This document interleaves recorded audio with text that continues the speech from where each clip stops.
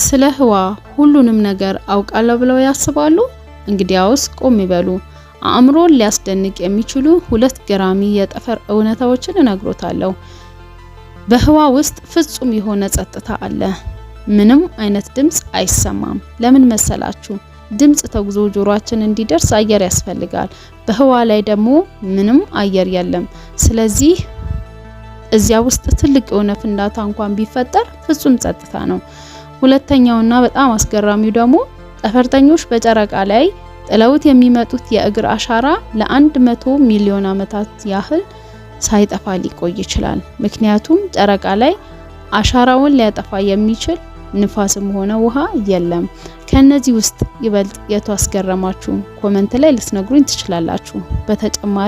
ለተጨማሪ አስገራሚ እውነታዎች ደግሞ ቪዲዮውን ሰብስክራይብ ያድርጉ።